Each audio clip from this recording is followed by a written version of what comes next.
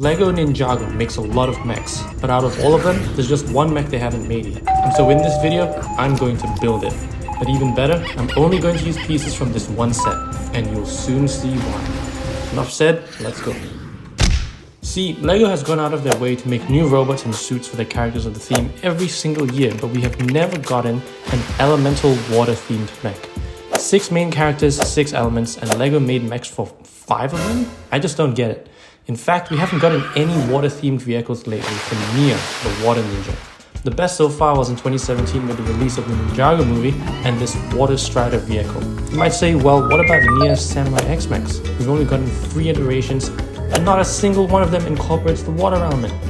Yes, the latest one was blue, but it doesn't give justice to the water element like other mechs. We were so close to getting one last year. You can see in this concept art that it was replaced by another Lloyd mech.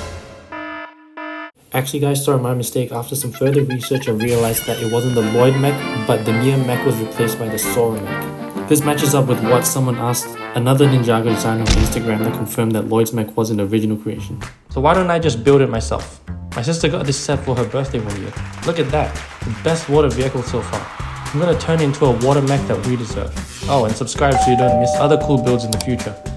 It has a lot of good pieces, like these strong joints here, angled pieces, and a lot of glue.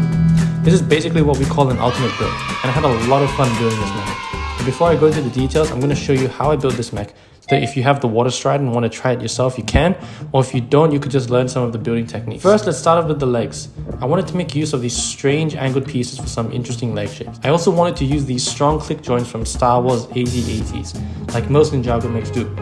So first, we attach the angled piece to the joint and build up some mechanical details around the leg. Sticky pieces will make for nice details, so we have to use them well. Next, we can bulk up the legs by building on top and build. We can tile off for some detail.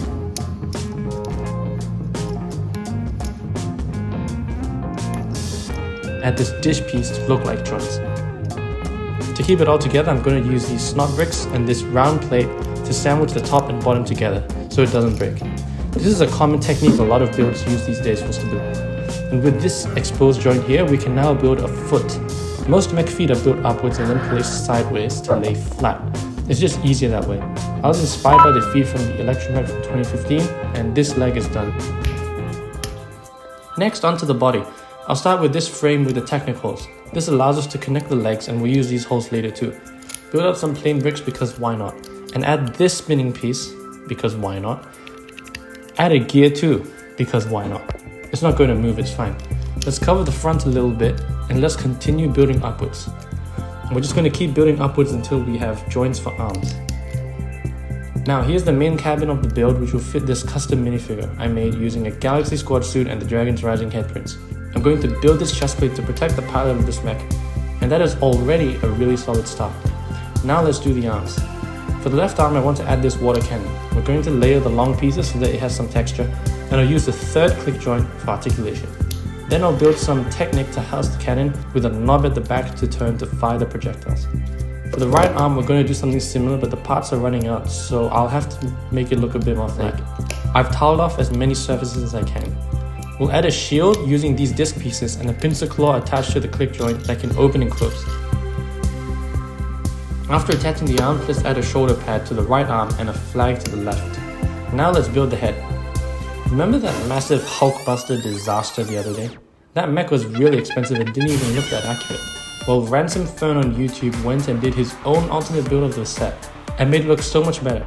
Ransom Fern did something really cool with the head, which I also want to do, which is to allow the head to be angled in different ways, unlike typical mechs which can only open and close vertically. To do that, first I'm going to secure the back with Technic beams. Then I'll attach these long piston pieces and start to build the head. I attach these fin plates on sideways with an antenna piece, a camera, and an emergency missile.